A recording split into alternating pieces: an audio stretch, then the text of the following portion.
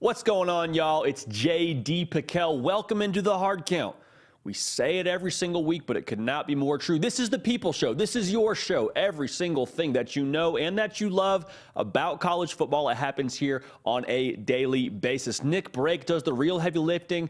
You can help drive this whole operation, as obviously it is your show. We have so much to get into. We got some more predictions. Going to talk about Tennessee and South Carolina. It's a big game. South Carolina would love to play spoiler Tennessee in search of some style points. A lot to talk about. Going to start this whole operation off, though, talking about the Texas quarterback room. Because we had one of you actually not even tweet at us, which you're welcome to tweet at us if you would like to, at JD Piquel on Twitter and Instagram if you want to get in touch with me. One of our own audience members had a tweet show up on my feed talking about the perception from the fan base as it pertains to the quarterback situation right now. You got Quinn Ewers, who people were excited about and should still be excited about, but you got Arch Manning coming in the future. Murmurs of Hudson Card, going to unpack that. Tennessee, like I mentioned, big game with South Carolina. How about the other USC, though? Because it's shaping up very interestingly to where you could have a one-loss Pac-12 champ USC and a one-loss non-conference champion Tennessee. We're going to put on our committee hat and say, what would the committee do? Not what do we think. What do we think the committee would do when it comes to trying to pick between those two schools if there is only one spot available? Going to be a whole lot of fun until we think about that one. Ohio State, they have a very, very big game this coming weekend, I guess in 2 weekends against Michigan. No secret, that's the game. That should have playoff implications. But before that, got to get past a Maryland team. A Maryland team that I don't know if they're consistent, but they're dangerous, all right? They're dangerous in some small part because of the spot for Ohio State. But we're going to break that one down, give you our prediction, and really unpack that one, especially on the Ohio State side of things. Should be a whole lot of fun. Then we had one of you in our most recent live chat ask about the Heisman Trophy. And we don't pay a whole lot of attention to the Heisman race until November because this award, one, is won in November. And two, most of the race is kind of muddled anyway until November. So you've got a couple of candidates. We're going to give you our power rankings in this race right now. And then at the end of this whole thing, the best thing that we do in this entire operation, Nick Brake, keeper of the queue, going to join the program on camera, read off some of your questions. So if you haven't yet, jump into the live chat, hit us with your questions, hit us with your thoughts. We got a lot to talk about, all right? The Thanksgiving weekend is almost here, but we have a lot to handle this weekend before we get to inhale some turkey, have some stuffing, Martinelli's, whatever you want to do on Thanksgiving. We got college football to tend to before we get there. All right? We waste no time. Like I mentioned, the Texas quarterback situation has become increasingly interesting. The conversation around that room at the beginning of the year was Hudson Card and Quinn Ewers kind of going back and forth. Then you had Quinn Ewers really take hold of the job and alleviate a lot of concern as it pertained to that position. And like I said, we had one of our own audience members have a tweet really blow up. My man, JTellers22, tweeted it out, and I thought it was perfect the way he articulated it. And I'm going to read that off for you right now. He said, Texas fans, in terms of their point of view, he said, against Alabama, we win if Quinn Ewers doesn't get hurt. Against Texas Tech, we win that game if Quinn Ewers plays. Against Oklahoma, Quinn Ewers is the man. NFL bound. We're set. Now, he said Okie Light. I'm assuming that's Oklahoma State. He said, pull Quinn Ewers for Hudson Card. That was the narrative. Against TCU, the narrative was Quinn is no good. Arch is starting next year.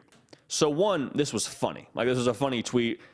The reason why it was funny, as with all good jokes, there's a little bit of truth to it. Like, I think that tweet in some small part takes a good temperature of what the approach and the posture towards that quarterback room is right now.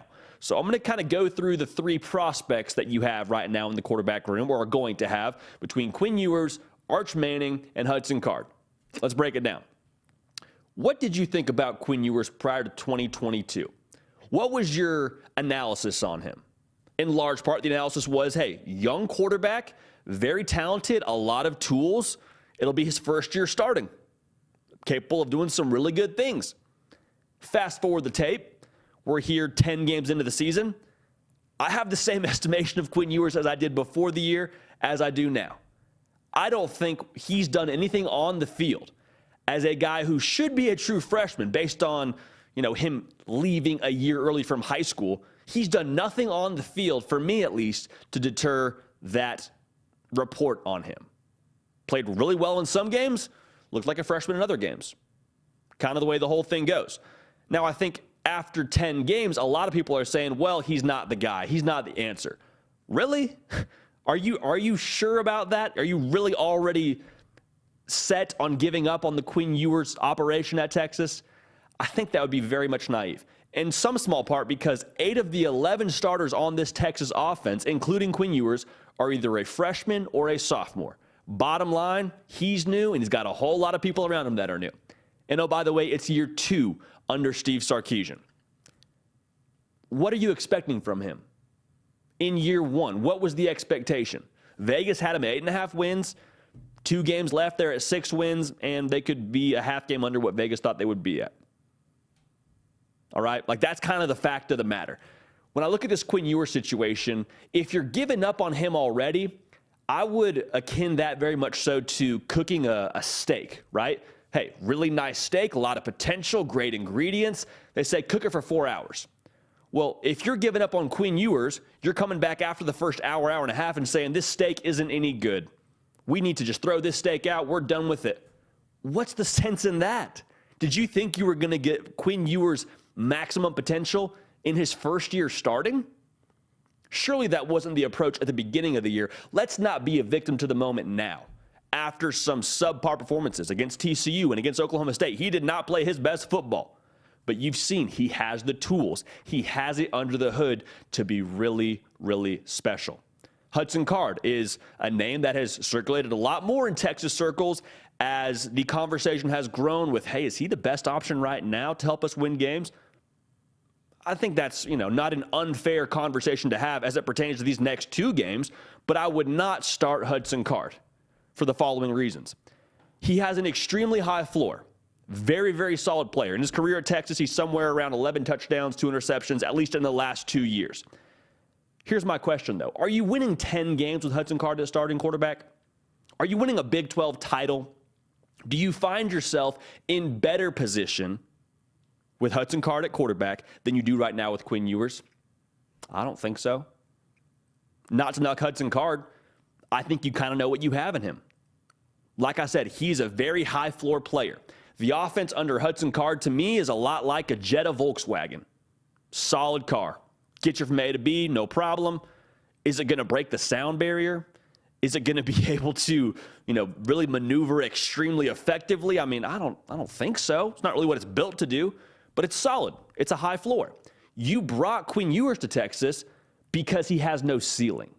You brought Quinn Ewers to Texas because of what this offense can be under him. You know what it's going to be under Hudson Card. You know it will be solid. Will it be special? No. But it can be with Quinn Ewers. Just because you haven't seen that in his first year as a starting quarterback doesn't mean that you have the final verdict on Quinn Ewers. You just don't. Regardless of what you think you've seen on tape or what you think you've seen, from a decision-making standpoint, you don't know who Quinn Ewers is going to be yet, especially with 7 other guys around him that are either freshmen or sophomores. Folks, they have 2 freshmen starting on the offensive line. You don't think that impacts your situation a little bit as a starting quarterback, as an offense, in year 2 under new head coach? They're 6-4 right now. You finished the year last year in Austin 5-7. I know it's disappointing because you were in the hunt for a Big 12 title in the month of November, but you would take that a season ago. If I told you, hey, guess what? Next year, you're going to be right in the hunt in November. You're going to have your chance to kind of control your own destiny and get to Arlington. You'd say, thank goodness, it's going to get better. Texas fans, it has gotten better. Is it microwavable ready overnight? No, it hasn't been. And in some ways, that's frustrating because a lot of other programs around you at TCU football, they have microwaved it in terms of a new head coach and having a chance to win a Big 12 title. Don't give up on the Quinn Ewers situation just yet. That would be completely irresponsible, and that would be throwing a steak out after 1 hour of cooking it, when the whole steak they told you beforehand would take 4 hours to cook. So now we move this conversation to the Arch Manning perspective, because a lot of people after the TCU game when he was visiting said, oh boy, he saw that. He saw our dirty laundry. He saw Texas, classic Texas, quote unquote, not be able to win a big game against a good team in TCU. The offense looked anemic. No way he's coming here. Let's pump the brakes for a second there. Let's pump the brakes. I cannot stress this enough. Arch Manning is not decommitting from Texas. Look at the way he made this decision. This isn't just some teenager, some high school junior saying, you know what, Texas sounds like the best fit for me. I'm going to do that. I myself individually, my own decision, me and purely me and picking Texas. It probably was a piece of that. Like I think Arch Manning chose Texas independently. To the same token, his camp around him was very much involved, to my understanding, with him deciding on Texas. Texas was a business decision for Arch Manning and for the Manning family, which includes guys like Peyton Manning, Eli Manning. They got some jewelry from the NFL. You understand what I'm saying here? I promise you, they accounted for the fact that this was a possibility. At worst, being 6-6, 8-4, 7-5. He was picking between schools like Alabama and Georgia and Texas. Alabama and Georgia are going to win a lot. If winning a national title was number one on his list of priorities in picking a college, I'm not saying Texas won't do it. I'm just saying you have a much safer bet in schools like Alabama and Georgia that have done it more recently. So this was accounted for. This was a part of the equation and considered when Arch Manning decided on Texas, when the Manning family signed off on Texas. Also consider this. He committed to Texas after they went 5-7 and missed a bowl game. They've improved since then. He's committing to an improved program. He committed to Texas when they were at rock bottom. And newsflash, they've recruited pretty well. I believe they have a top 10 class in the On3 2023 consensus team recruiting rankings. If I'm Arch Manning, I'm believing in myself, believing in my guys, and saying, okay, once we get there, give us some time under Steve Sarkisian. We're going to get this thing headed to where we want to go. But at the same time, I don't think he's betting on playing right away when he gets there. This entire operation was a business decision. And the way that recruiting works, kids commit to schools, yeah. People commit to people. Like Arch Manning committed to Texas, he committed to Steve Sarkisian even more so. So he committed there for the development, for the offense, for Steve Sarkisian, and what he's going to do for him as a quarterback for the college level and beyond. I promise you, that was the thought process. According to Vince Young, they're going to redshirt him. I believe he said that on First Take a couple of months ago, just said, I understand, or I'm hearing rather, that the plan is for Arch Manning to redshirt. I would imagine Arch Manning is cool with that. Picking Texas was about the long game for him. So if you're saying Arch Manning's going to come in here and start day one, he's going to beat out Quinn Ewers, it'll be his team, far be it for me to say that won't happen. But I would much more likely, I should say, bet on Arch Manning sitting behind Quinn Ewers maturing, getting better, and having a chance to be really successful in the future for this Texas football program. Now, a quick footnote in all this, going back to Hudson Card, a lot of people are talking about, well, if he doesn't start, is he going to be in the portal? I don't know what his situation is credit-wise. I believe he's in his 6th semester at Texas, but he's also in the Macomb School of Business. And a lot of you that know about Texas and that business program, that's a pretty nice piece of paper to have. So again, I don't know where he is on attaining that degree, but I would be wildly surprised, as would other people close to that program, be wildly surprised if Hudson Card if he does portal rather, he would do it as a graduate transfer. Something to keep an eye on. But at the end of the day, Quinn Ewers is your guy. You don't throw this steak out when it's 1 hour cooked and it takes 4 hours. Hudson Card is great, but Quinn Ewers has no ceiling, and that's why you brought him to Austin. Arch Manning, not decommitting, not going anywhere, not by a long shot. We'll leave it at that. The future is relatively bright at Texas, regardless of how it looks right now in that quarterback room. All right, folks, if you haven't already subscribed to the channel, would love to have you. I'm going to take a sip of this rat poison real quick. Good deal. Also, if you haven't yet gotten your question into the man, the myth, the legend, Nick Break, get those in, get those into the live chat. We'll get it going. As we typically do on Thursdays around here, we got some more predictions for you. How about the Tennessee Volunteers? Huge game. And not so much from a point spread perspective, but because of what they're playing for in the future, huge game at South Carolina. They're 21.5-point favorites. The game is a 7 Eastern kick. You're going to have Kirk Herbstreit on the call, Chris Fowler on the call, Holly Rowe on the sideline. The number one crew for ESPN is going to be at this game. So for South Carolina on their senior day, it's going to be a lot of juice, going to be a lot of excitement. They're going to give their best to Tennessee. I promise you. Just kind of the thing that comes with being Tennessee right now. You're going to get your opponent's best shot every single week, so you got to rise to the occasion. I promise you, Tennessee is going to be revved up for this one. But that's the first thing I'm looking at when it comes to hinge points for this game. The way that Tennessee could eventually make it interesting is if they start to press. Because we've talked about it, how much do they have to play for?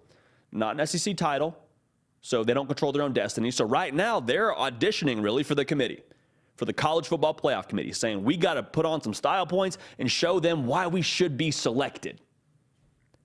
Does that cause them to press? Does that cause them to get out of their comfort zone and do things they otherwise wouldn't do? Maybe they try and stretch the field more vertically than they should, and that ends up pressing and leading to mistakes. If Tennessee presses in this game or feels any sense of press because of what's at stake, then things start to become a little bit more interesting. And it's not quite as buttoned up as that 21.5-point favorite number would allow you to believe. South Carolina also has a little thing called Beamer ball going.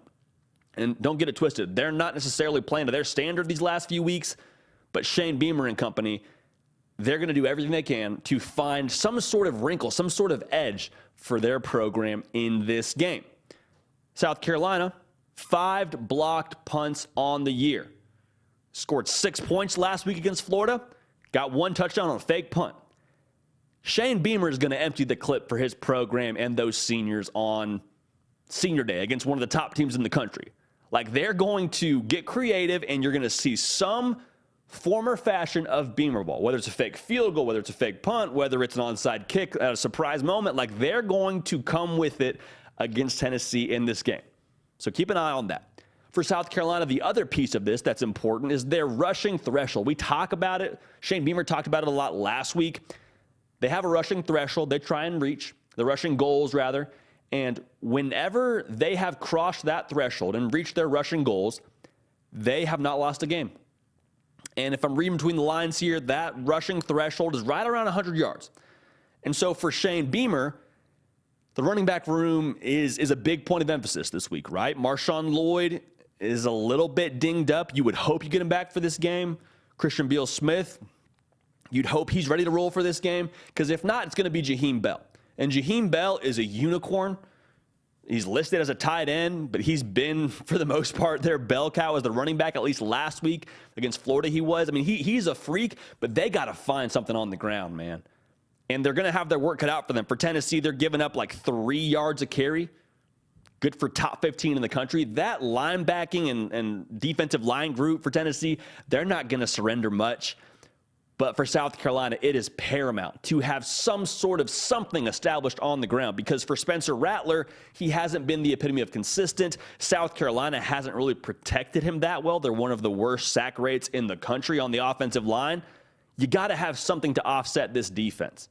In theory, on paper that is, you would hope you can find something through the air, because that's where Tennessee has had the most trouble defensively. Not to say they're a bad unit, but statistically, that's where they've been able to be taken advantage of just a little bit. So guys like Juice Wells, the transfer, guys like DeCarrion Joyner, somebody has to step up. Josh Vance, somebody has to step up within this group and find a way to make an impact from a playmaker standpoint. It doesn't have to be all of them, but if you can just find one matchup you like, and milk that and have that be your impact matchup, that's where South Carolina could make it a little bit intriguing. So with that being said, there's a backbreaker in this game. We talk about backbreakers on this program. A backbreaker is just that. Kind of the variable, the matchup, whatever you want to call it, kind of the deal that we think cements who's going to win this game. And the backbreaker for us is South Carolina's averaging 26 points a game. Not good. Not good enough. Not nearly good enough against Tennessee. They're averaging 45 points a game. Spencer Rattler, kind of the same song, third verse, super talented. A lot of ability. Can make a lot of throws. For whatever reason, he hasn't been able to be as effective as you would hope he would be when he transferred to South Carolina. I believe he still has more interceptions than touchdowns. That's not good. So even if South Carolina can establish something on the ground, I don't like them to win a foot race with Tennessee. With Hendon Hooker and his weapons and how effectively Tennessee's going to be able to run the ball in this game, I think it's going to be a long, long night for South Carolina on Senior Day. South Carolina's given up somewhere around 5 yards a carry. It's one of the worst in the country. Tennessee's one of the best teams in the country in terms of yards per carry. Right around 5.5, 6. They're going to come to play. And when they run the ball effectively, and they take shots deep, they will have their whole arsenal of offense available to them. They will score a lot of points, and they will make a point to score a lot of points because, like I said, they're auditioning for the committee. So we like the Vols to roll in this one. In Willie B, 57-24, final score. Tennessee, again, makes another statement. I wouldn't be surprised if they try and sneak in another touchdown or two in that fourth quarter with their twos in the game, but they will still try and make a point to make that point differential very evident for the committee. But Tennessee gets it done at South Carolina. They're going to make it hard on them. I promise you, Tennessee, now with not controlling their own destiny and having the best loss in the country for most people's money against Georgia, even if it was a one-sided loss, I mean, to this point, still the number one ranked team in the country. You lost at their place. They're going to make a point. They're going to make a point in that game. Let's keep this rolling and talk about some playoff scenarios. We talked a little bit about a one-loss Tennessee versus the loser of Ohio State, Michigan. Who gets in? Go check that out if you haven't yet. Here's one scenario that I think is becoming increasingly more fascinating. What would the committee do with a one-loss Tennessee and then a one-loss conference champion, USC? Now, I want to make this very clear to start this whole segment. This segment is not my opinion on who I would put in. Okay, I would love to be on the committee. My invitation somehow got lost in the mail, and so they told me I got to wait a little bit to be on the committee. So what do I think those individuals would do when it comes to Selection Sunday, given that whole situation? The first thing to note, this only matters if TCU loses. All right, or excuse me, only if TCU wins out. Let me rephrase that. This situation only matters if TCU wins out, because you likely would have a team like Georgia as a 1 seed. Winner of Ohio State, Michigan likely wins the Big Ten. They're a 2 seed. If TCU wins out, they will have a spot. So there is one spot left for that 4th seed, or that 4th spot, rather. Is it a Tennessee or is it a USC? I'm going to tell you what I think the committee would do. Let's start with the resume. Tennessee currently has 5 ranked wins. A lot of those came earlier in the year. USC right now has no ranked wins, but this is crucial. If they were to win out on paper, that would look something like 3 wins potentially that are all against ranked teams. You got UCLA, at UCLA, however you want to phrase that. It's at the Rose Bowl, so it's, an Uber drive away. Then you got Notre Dame. Right now, they're ranked. They play Boston College this week. You're rooting for the Irish. Win one for the Gippers, so when we play you, hopefully we can get another ranked win. And then, in theory, you would play another ranked team in the Pac-12 title. Fingers are crossed. Praying, wishing, hoping that's Oregon, because that could potentially be the highest-ranked Pac-12 team that you would play. Utah might be nice, too, to avenge your loss if you're USC, but I think just from an optics standpoint, you'd like to play Oregon because of how high they are ranked. So on paper right now, even if USC wins out, it's 3 ranked wins, the advantage from a resume standpoint, you could argue is Tennessee.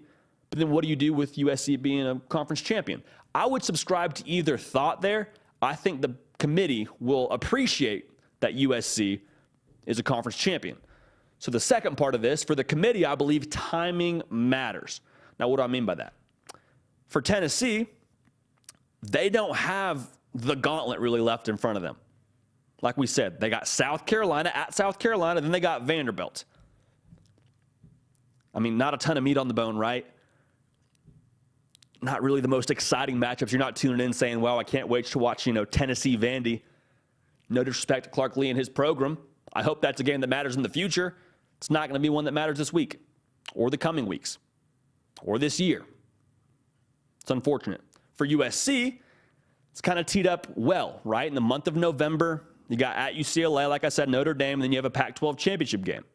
All three of those would be, I think, exciting for the committee. What I mean by that is, for Tennessee, the committee remembers what they did. They remember the win against LSU, which continues to look better. They remember the win against a ranked Pitt team. They remember the win against Alabama. Like, they remember all those things. For USC, that would be fresh in their mind. Like, that would be the last thing they see of USC. The last thing they see of Tennessee would be beating Vanderbilt. So that's where the 13th data point comes in. And that's where I get a little bit nervous if I'm a Tennessee fan. Because if all things are equal, and they're all one-sided wins for both these programs going forward, which is asking a little bit more of USC, how does the committee treat that? What do you do if you're the committee in that regard? I would say this. For me, I would favor Tennessee to beat USC on a neutral field. Like, if they played tomorrow in Mercedes-Benz in Atlanta, I would lean towards Tennessee winning that football game. Now, if it happens, we'll preview, we'll predict it, and it'll be a great time because it's probably a college football playoff game. But for the committee, having USC playing on a weekend during Conference Championship Saturday and Tennessee watching at home, I don't think it bodes well for Tennessee. I think the Conference Championship game is something the committee really values. Whether it's right or wrong, I think they value that a lot. Because a lot of people are going to say, well, the Pac-12 is this, the Pac-12 is that. Hey, man, UCLA, Utah, and Oregon have all brought it this year. According to the committee, those teams are all very, very worthy opponents.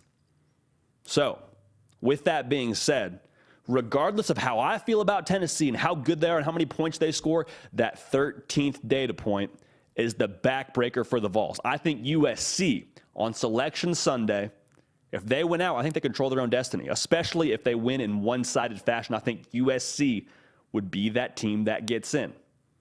Again, this is only relevant if TCU goes undefeated. So if you're another, Tennessee fan saying, well, there's no way this happens. It doesn't have to happen. It's all on TCU.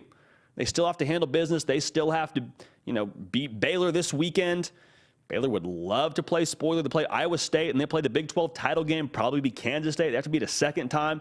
It will be difficult for TCU, but if they do it, and USC is a one-loss conference champion, I think they're the team that gets in that last spot. Just the way that it goes. Just the way that it goes. And again, that's what I think the committee would do. So if you're upset with me, don't be upset with me. I'm just purely predicting what we imagine the committee would do in this sort of playoff scenario. Folks, if you have not yet subscribed, we would love to have you here. We are the People Show. So naturally, we do what the people want to see. I mean, we dictate our content based on our subscribers and what they're asking for, what our traffic indicates you enjoy seeing. So if you haven't yet subscribed, it's a great way for us to do more of what you like to see. Before we get into these last couple segments, we're also on podcasts. So maybe you're already listening on podcasts, whether you get on Apple or Spotify, we're there for you. Nick Brake cues it up as soon as we finish up going live here. So if you missed the hard count, it's okay. Don't let it happen again, but you can listen to us on podcasts and we have a good time there. But obviously love having you in the live chat and helps us do more of what you want to see. All right, a little more rat poison before we get rolling here. Yep, that's the good stuff. It's water with 5-hour energy. That's what we got going today. That's our rat poison. All right, Ohio State going to Maryland. Ohio State, 27.5-point favorite, 3:30 Eastern kick. It's the last one before Michigan. It's the last dress rehearsal if you're a Buckeye. This is one you got to make sure you have all your attention on Maryland. We'll talk about that in a second, but this is sort of that instance where Maryland, they're not super consistent, but they're dangerous. And to play Maryland at home, I promise the atmosphere will be crazy. You are going to get Maryland's best punch. We say it with a lot of these programs, but that's just kind of the fact of the matter. Maryland kind of limping into this game after getting beat up pretty good by Penn State. if they win this game, think about it. If Maryland beats Ohio State, you can take that recruiting with you if you're Mike Locksley. You can talk. You can tell your kids about that if you're on this team. Like, this is, in every sense of the word, their season for Maryland. All right? That's my first question. When it comes to hinge points, what's the psyche of this Ohio State team? Because you have a playoff game really just a week away, and winning this game makes that game a playoff game. If it's a classic look-ahead spot and you don't bring your best, I already said it a couple times, you have every matchup, but Maryland is just dangerous enough to where if you don't bring it, if you don't squash that belief out of that program early, you leave the door open for things to get interesting. Because Maryland has some pieces, we'll talk about this in a second, they have some pieces that could make this thing interesting. Just got beat 30-0 by Penn State, but remember, this is the same Maryland team that actually forced the game against Michigan to come down to an onside kick. So if you don't bring your A game against Maryland, I promise you, they have guys over there that can do some things that could hurt you, especially on the outside. Now, don't get it twisted. Ohio State really owns every matchup. And if Ohio State finds it early and they hit the throttle gear early in that first and second quarter, you're probably resting your guys up then in the second half. But like I said, if you're not ready to play, if you don't bring that mentality from kick to final whistle, I don't know. Things have gotten interesting against Maryland before. I believe it went to overtime in 2018. Food for thought. Like I said, I keep saying this. Maryland's inconsistent, but they're dangerous. The battle on the outside for the Ohio State secondary is something I'm watching. Because Taulia Tagovailoa, brother of Tua Tagovailoa, he's pretty talented. He's a really good dual threat quarterback. There's a lot of good things for them in their system. They have two receivers, Rakeem Jarrett and Dante Demas, guys that are going to play on Sunday. All right, Dante Demas is an NFL guy through and through, probably a third, fourth round caliber player. For Ohio State, remember that game against Penn State where Parker Washington had something like 177 yards? I'm just saying. I don't know if Dante Demas is Parker Washington, but he's got the capabilities to hurt you. And if the secondary doesn't come to play, I can just keep saying it. You allow Maryland to hang around, allow them to develop some belief. This would also be really encouraging, I think, for Ohio State in that secondary to have a really solid showing before the big game against Michigan. Don't get it twisted. This is still a ramp-up game for Ohio State. This is, in a lot of ways, like I said, a dress rehearsal before Michigan. I texted Spencer Holbrook over there at Letterman Row, who's a friend of the program, does a phenomenal job on our Ohio State On 3 site. I asked him, what's the point of emphasis this week against Maryland? He said, get through it healthy, get ready for Michigan. So they're getting ready for Michigan and having a strong showing in the secondary where you clean up a lot of those things that you saw early in the year against a good wide receiver at Parker Washington at Penn State. That would, I think, give you a lot more confidence as you head into that game. Because Michigan's going to run the ball for sure, but they got some guys on the outside. And I bet your bottom dollar that J.J. McCarthy and Ronnie Bell and Roman Wilson, they're all going to, they're going to take a few shots in that game. So having a good showing against some solid competition in Maryland, I think would be a huge boost to morale, huge boost to confidence. And you're not having to get up to speed against Michigan. You've already been playing at that level. It's not, okay, we're playing Michigan, now let's bring it in the secondary. No, we brought it against Maryland, we'll bring it against Michigan. Has to start in this game. For this game's sake and for the game against Michigan, all right? Because if they can take that away, you just let that front seven for Ohio State eat. And I say front seven loosely. I understand it's not necessarily always 7 guys in the box, but you hear what I'm saying. You let Jack Sawyer, JT Tuimoloau, let them get after it. If they can't throw the football and they have to run it and try to survive that way, it's going to be a long outing for Maryland. Ohio State's one of the best teams in the country, only allowing 3 yards a carry in terms of their rush defense, number 6 in the country. Like, they got some dogs up front. Let them eat. Take away the pass game. Let them get crazy underneath. It's going to be a good day for Ohio State if you can force them to be one-dimensional.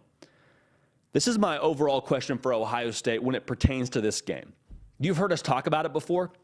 Ohio State, especially on the offensive side, they have what I like to call a monster gear. Now, what is a monster gear?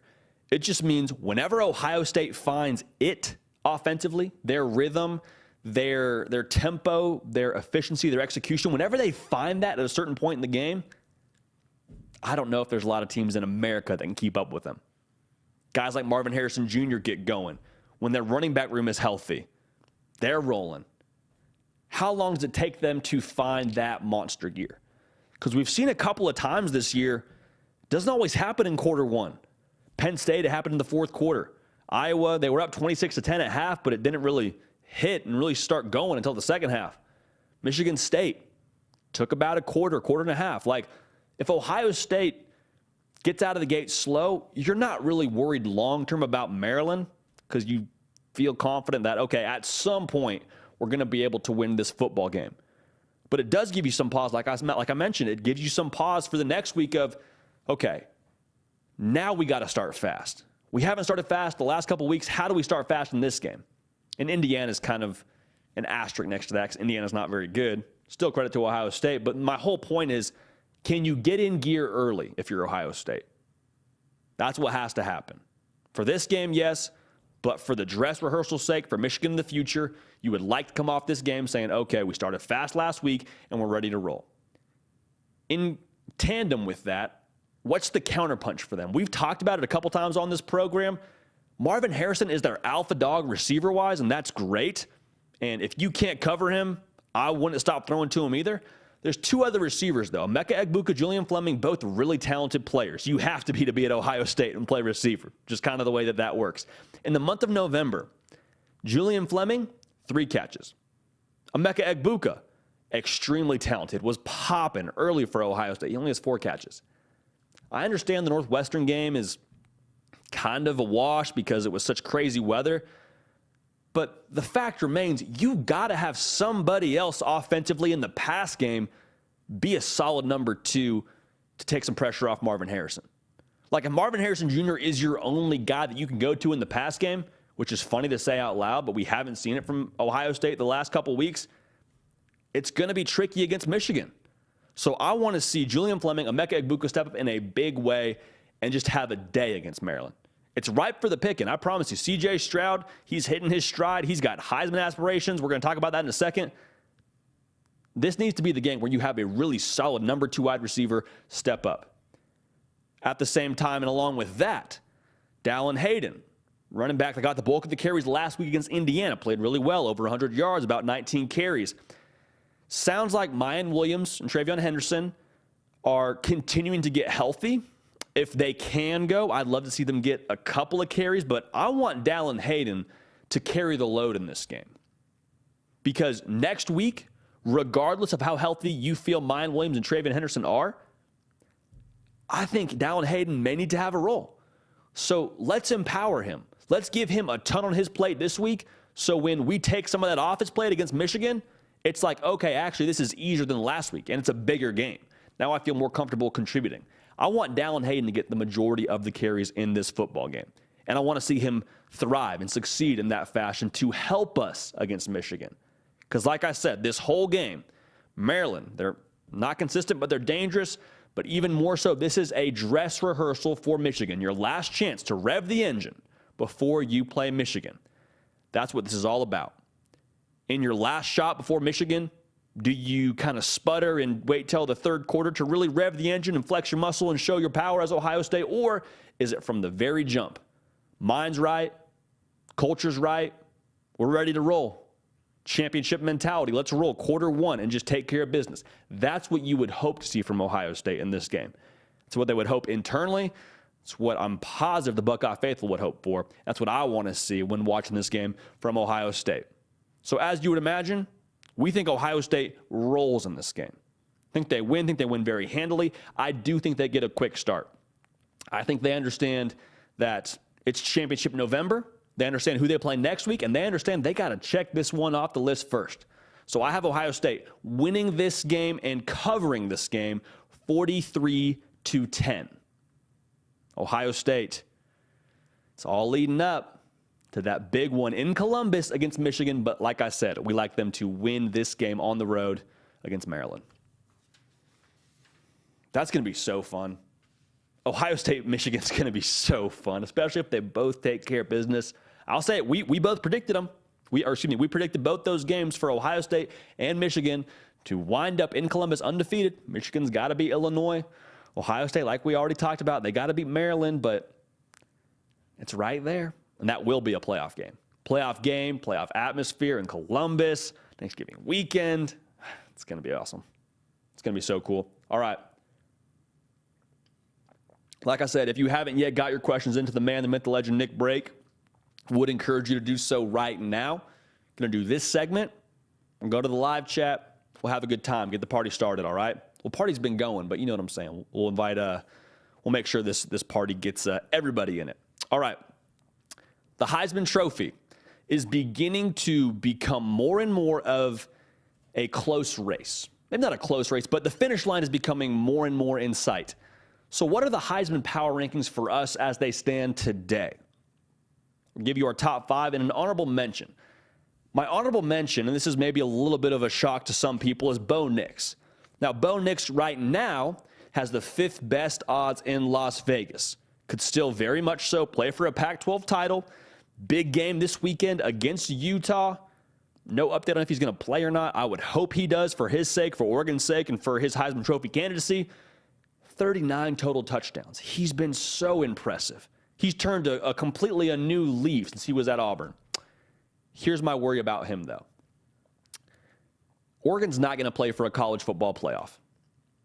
They're just not. And with how this award is constructed, it goes to the best player on the best team. And typically the best team ends up playing for a college football playoff berth. So Bo Nix, very much so, at this point in time, at least deserves an invite to New York. Right now, he's not in our top 5. So Bo Nix, we're a big fan of him here in this program, but for us this week at least, he's an honorable mention. Let's break into the top 5. At number 5, we got Drake May. Now, Drake May's got 34 touchdowns, tied for first in the country, close to 3,500 yards. The rest of the schedule, they got Georgia Tech, they got NC State. Here's the big one. They got the ACC title game against Clemson. Huge stage. What I need from Drake May to be able to have a chance to win this award, I need jaw-dropping numbers. Like, I want to see 400 to 500 yards in at least 2 of those 3 games. I want to see 4 touchdowns, 5 touchdowns, maybe a rushing touchdown. Like, he needs to have video game numbers and just demand the attention of voters. Because North Carolina, not to knock the program, I think they've done a phenomenal job this year. Mac Brown has been quietly one of the best coaches in college football these last few years. How many times have you said, hey, I can't hang out at this time because North Carolina's playing?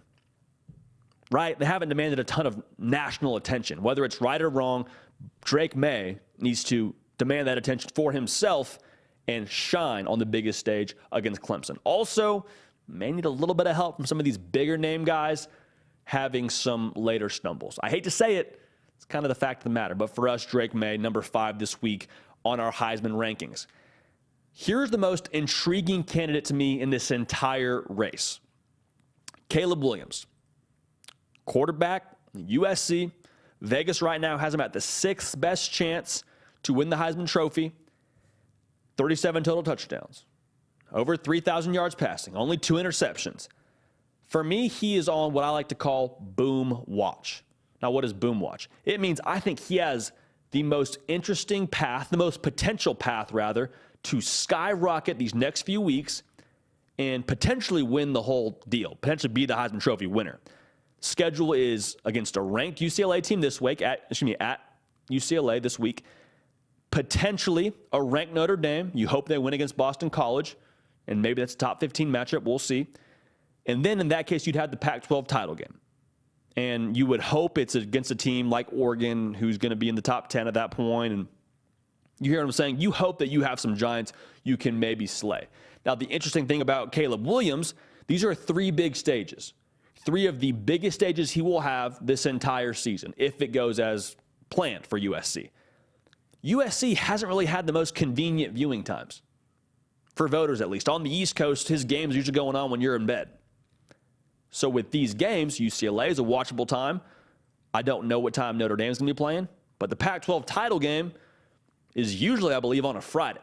So he will have the attention of viewers and voters these next 3 weeks. It is crucial one, for them to win, two, for him to play really well. Similar to Drake May, need big numbers. But if they win out, I think USC is going to be a college football playoff team, and I think that he's going to have a really good chance to win that award. Because like I said, best player on the best team, whether USC is the best team or not, if they're in the college football playoff, I think that could be enough. We'll see what happens with the rest of this field, but Caleb Williams, number 4 this week, he's on boom watch for us here at the Hard Count. At number 3, the man with the second best odds, according to Las Vegas, we got Hendon Hooker. Hendon Hooker, 24 touchdowns, 2 interceptions. Not a ton of meat on the bone in terms of the schedule that's left. South Carolina and Vanderbilt, I promise you, whatever they say in the press conference, I'm cool with. Like, trust me, I get it. They're trying to run it up on some teams here and make a case for the college football playoff as Tennessee. And a byproduct of that could be some really good numbers for Hendon Hooker these last couple of weeks. Now, the thing that hurts him, and the reason why I don't have him higher, is because Tennessee won't get that 13th data point in playing for a conference championship. And the conference championship weekend, you know it and I know it, usually when the Heisman Trophy gets won, it's as much a plus for Caleb Williams as it will be a minus for Hendon Hooker. 8 of the last 10 Heisman Trophy winners have all won their conference championship. Caleb Williams could still win his. Hendon Hooker not going to play. All right? So Hendon Hooker's got to absolutely pop off statistically. Hope for a little bit of help from the other guys in this race. But I like him. I think he deserves a chance to go to New York. He may be the best player in the country. But the way this award works, not playing on championship weekend is going to hurt him in the long run. Unfortunate, but kind of the way it works out. At number 2, Michigan's running back Blake Corum. Corum has been a stud, like 1,300 yards, 17 touchdowns, 6 yards per carry. He even shares some of those carries with Donovan Edwards. He's been so impressive. This is a real case for best player on the best team. Now you're saying Georgia's the best team. Whatever. We talked about that actually the other day. They don't have a guy in the race because of how complimentary they play. Not here to talk about that. For Blake Corum, they got Illinois, they got at Ohio State, they got the Big Ten title game.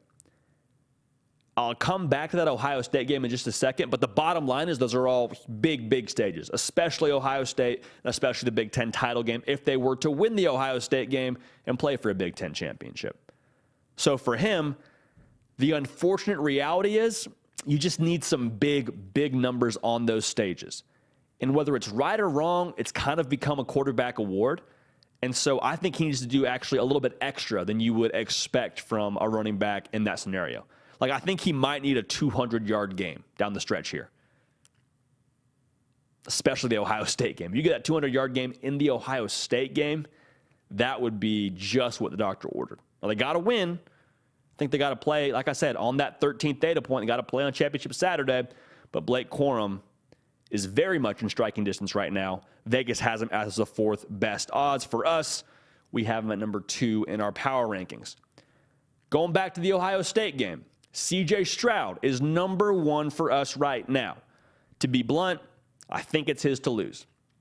34 touchdowns, tied for first in the country. 4 interceptions. They got Maryland this week at Maryland. They got Michigan the following week. Then they have the Big Ten championship. For him, he just needs to keep putting on a show. If he puts on a show against Michigan and puts on a show in the Big Ten title game, he's going to win the Heisman Trophy. Now, Caleb Williams, if he puts up better numbers, you could kind of have a duel going on. But like I said, I think C.J. Stroud's in pole position right now. Whoever plays better between him and Blake Corum in the Ohio State-Michigan game, that will be a duel for the Heisman Trophy. Whether it's right or wrong, the loser of that game, in my opinion, will not win the award. They'll be out of the race. Not to say they won't still both go to New York. Whoever loses that game, you're probably eliminated from winning the Heisman Trophy. But like I said, for C.J. Stroud, the quarterback award, the stats, the stages, it's all lining up just perfectly. It's teed up for him. Now, can he hit it out of the park? But for us this week, as it stands right now in the race, C.J. Stroud is the leader in the clubhouse. So to give you a quick recap, honorable mentions Bo Nix, but for number 5, we got Drake May. Needs a little bit of help and needs to ball down the stretch. Number 4, he's on boom watch for us. Caleb Williams.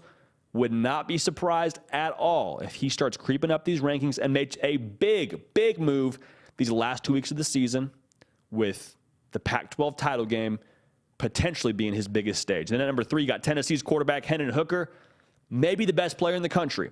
The way the award is given out, as of right now, it looks a little bit bleak for him to actually win it. I think he goes to New York City, though. Number 2, we got Blake Corum, Michigan's running back. A nice little duel shaping up the last week of the regular season between the man who's number 1 right now in this race for us, C.J. Stroud. That'll be a whole lot of fun. It keeps coming back to it. Michigan and Ohio State is going to be a duel for the ages. National championship stuff on the line, Heisman Trophy stuff on the line. It'll be a lot of fun. But that's our power rankings this week as it pertains to America's Little Bronze Trophy. All right. Let's keep this thing moving. Let's keep this thing moving. Now, welcoming in to the man who needs no introduction. But, folks, we're going to give him one any day.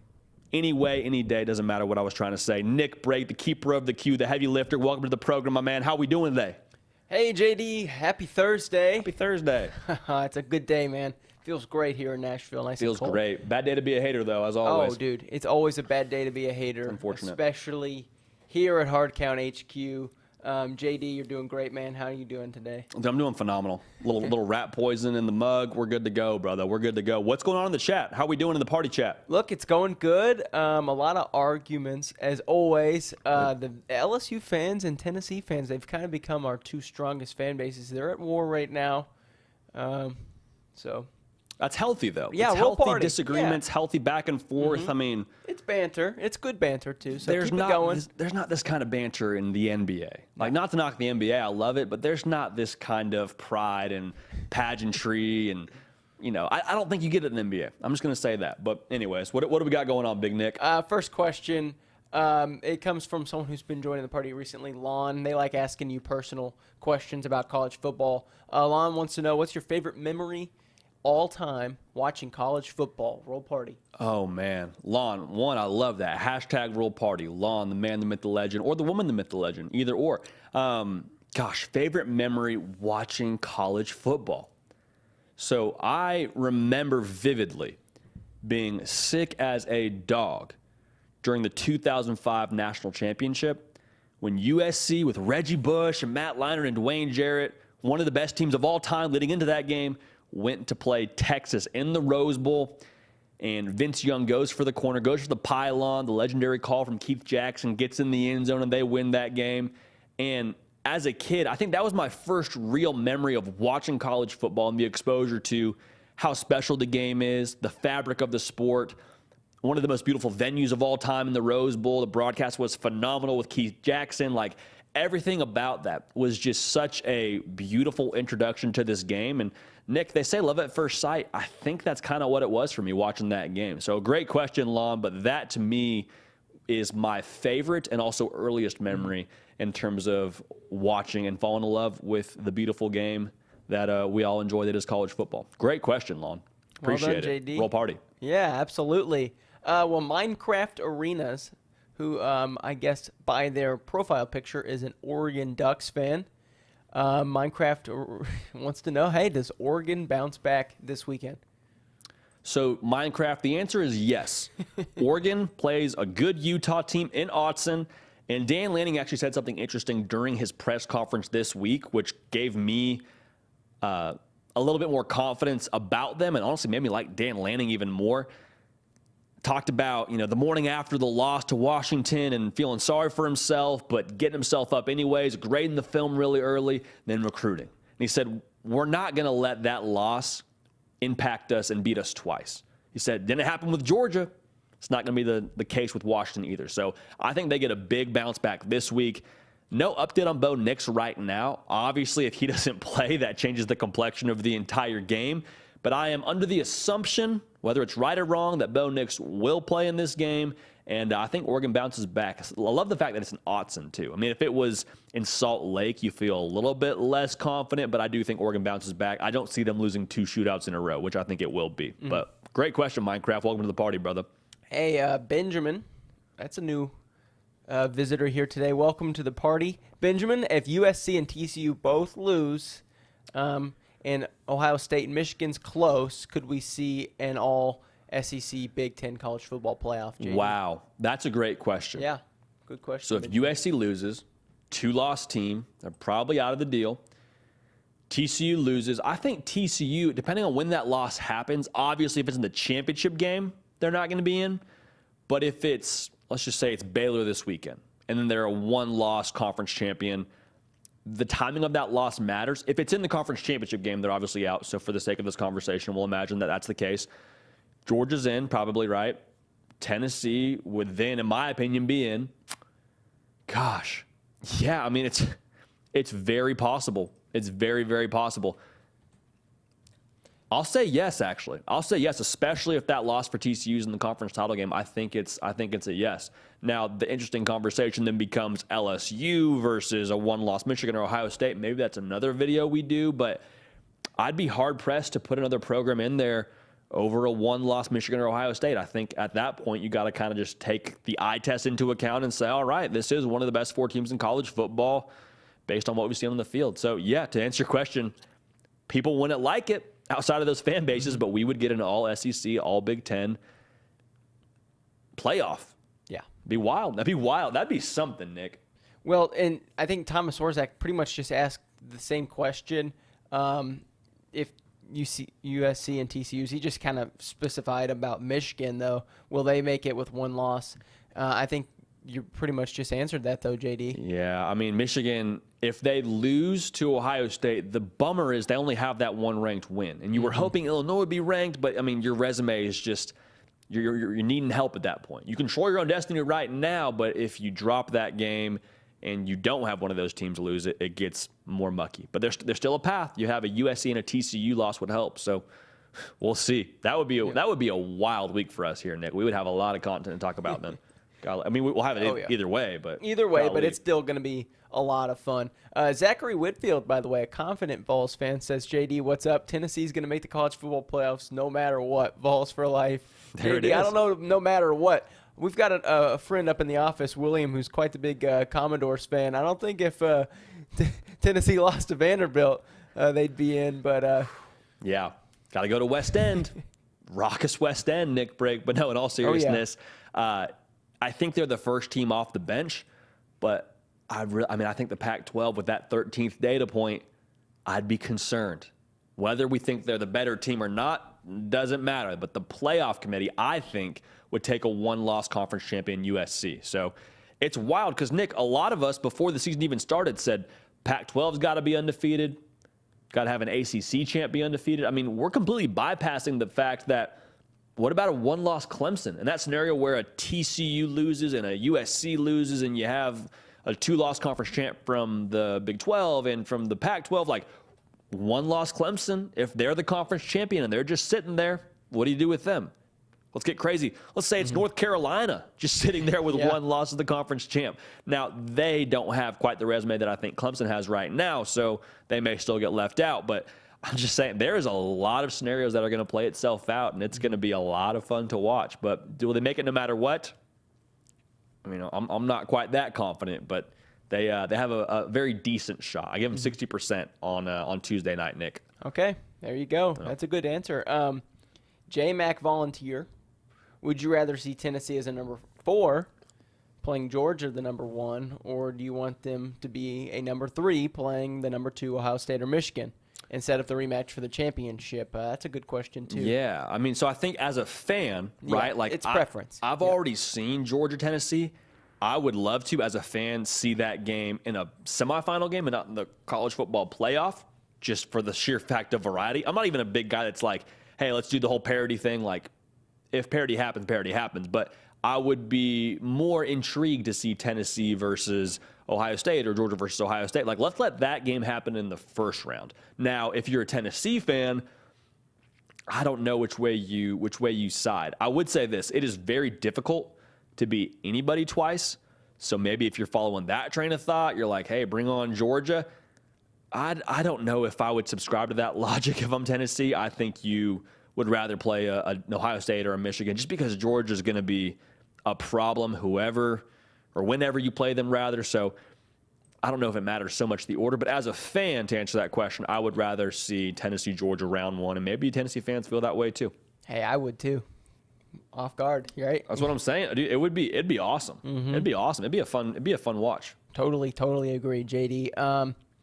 Drowsy Dragon, JD, agree or disagree? So true or false question here in the chat. Marvin Harrison Jr. is the best player in college football. We don't talk about it enough. And his numbers, maybe just as a receiver, it's like a tough question to wrap your mind around, that a receiver could be the best player in college football. But coming into the season, a lot of people were saying, is Jackson Smith and Jigba the best player in college football? I would say this. I think Marvin Harrison Jr., is he the best player in college football? Maybe a quarterback gets that nod. He is probably the most freakish player in college football, in my mind. I think he's like a 370 bench press guy, 4'4", sub 4'4", 40 guy to my understanding. Like, he's a freak show. And if I had to pick somebody to just pluck off the college football level, put him on an NFL roster, that's not a quarterback, Marvin Harrison Jr., in my opinion, could be ready to play in the NFL tomorrow. Like, he's that special from a physical standpoint. So, I mean, I think he still has another year or so. But yeah, he's going to be fun to watch when he does hit that Sunday game. But yeah, he's special, man. No doubt about it. He's special. He's in the conversation. JD I. Miller, why is everyone not giving Michigan a chance in Columbus? I know we haven't won there forever, but this year feels different. JD, you've been giving them a chance all season.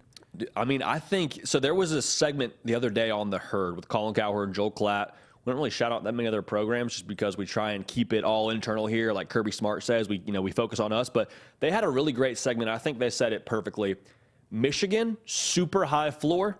Ohio State, super high ceiling. And so the question then becomes, which shows itself first? Like, is Ohio State able to score like 50-ish in that game? And if so, can J.J. McCarthy in the pass game get going? But I think the formula will be very similar to what you saw a year ago from Michigan in Ann Arbor, where they're going to run the football, they're going to play tough, they're going to make C.J. Stroud stand on the sideline and be cold. So why is nobody giving them a chance? I think if you look around and ask a lot of other people, I don't know what the Vegas line is right now. I believe it's Ohio State minus, I lean towards it being -9 if I checked it correctly last time. But regardless, Michigan has a chance. Like, Michigan, without a doubt, will have a chance, and we'll break that game down. We'll pick that game. And I tell you what, today, I truthfully have no idea. Because I've started to think about it. I started to think, okay, who are we going to pick? I have no idea at this point in time who we would pick. But Michigan, they're going to give Ohio State more than a game, and vice versa with Ohio State. It'll be the best competition either one has seen to this point. Should be a lot of fun. I think we could answer this question really fast, if I can find it fast. Hayden Barber depends on – oh, excuse me. I'm sorry, JD. So basically they're kind of talking about, are there situations where LSU and Tennessee can get in the playoffs? Okay, yeah. Hayden Barber, JD, if LSU beats Georgia and TCU loses, can you put Georgia, Tennessee, and LSU in? There's no way, JD. I mean, people would be very upset. I would say this.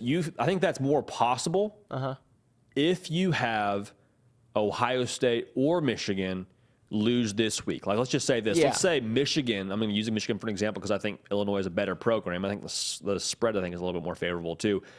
If Michigan loses to Illinois and then loses to Ohio State, and they're 2 losses, they're obviously out of it, so they're not sitting there, ready to take the rebound from whoever else loses.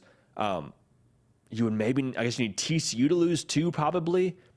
A lot would have to happen, maybe to segment that we do as it gets closer if that scenario stays intact, but it's not out of the question. I think the odds are very, very slim, and it would require LSU winning convincingly against Georgia. Because if you beat Georgia by 14 points, let's say it happens, that's a really tough case for the committee to say, no, LSU, you don't deserve to be in the Final Four. Like, I don't know how you do that, but you got to handle business first.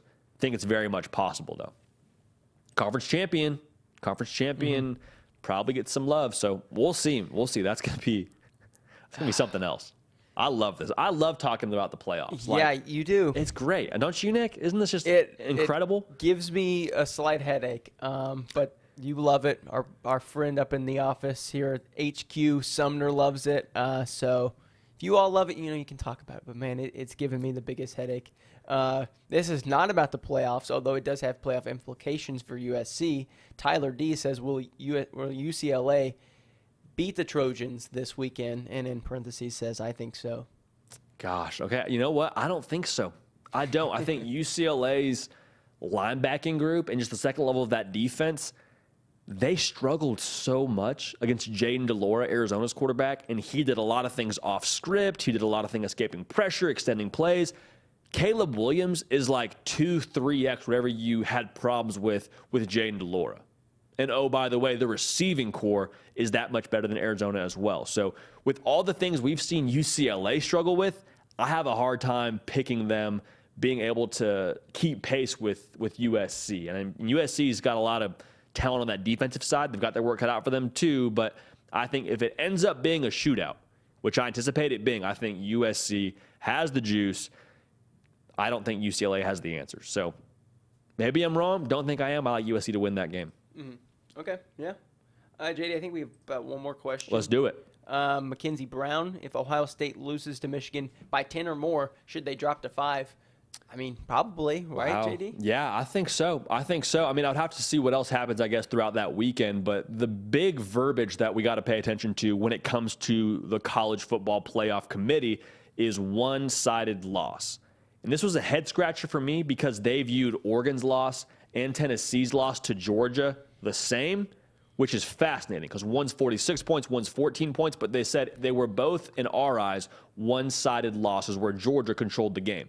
So does either side of that equation for Michigan or Ohio State, is it a definitive one-sided, like you said, 10-point win or a 10-point loss, depending on what perspective you're viewing it from? If it's like a 3-point game, I think you can kind of change the verbiage around that conversation. That, to me, isn't a one-sided loss. So we'll see. But, yeah, number 5 spot is probably going to be where you would see an Ohio State team slide or a Michigan team slide, whoever loses that game. So you're on the outside looking in, and you would hope that they're able to, bring it that week. But, yeah, we'll see. JD, false start, by the way. I love it. I like one more question. Let's do it. Got up here. Tyler D, by the way, says thanks for answering my question. That's another one. Of course, Tyler. Tyler loves the show. Thank you so much, Tyler. Appreciate it, Tyler. Do you subscribe to the theory that whoever takes over the offense at South Carolina, if Sad is fired, needs to run an unconventional offense to be successful in a league such as Mike Leach? Interesting. I don't. I think more than the scheme, I think the personnel is crucial. And that's what a lot of people have been upset with Marcus Satterfield. They haven't necessarily gotten the ball to their playmakers as frequently as you would like. Now, we saw that against Texas A&M, and they looked really efficient. I think some of it's quarterback. I think some of it, like I said, is personnel that you got to utilize better. I just think it's tough because they're trying to, from my estimation, do a lot of pro-style things in a league where, just quite frankly, you probably have to create better matchups. Like, you can't just run fullback, single back, turn around, hand it to your guy, because there's such freakish athletes on the defensive line and the linebacking core. Like, you ask so much of your guys up front to win one-on-one matchups. And I don't think South Carolina, as of right now, has the personnel in that offensive line and within that, team right now to just run power and just run ISO. Like, that has to change. So in that way, there has to be an adjustment, but I don't think you need to go full-on triple option or full-on air raid. Recruit well, which Shane Beamer will do. I promise you, they're going to continue to recruit well, and then be able to just get the ball to your guys in space and don't have to necessarily play in a phone booth so much. But It's a good question. We'll see what happens. Quick note on Marcus Satterfield.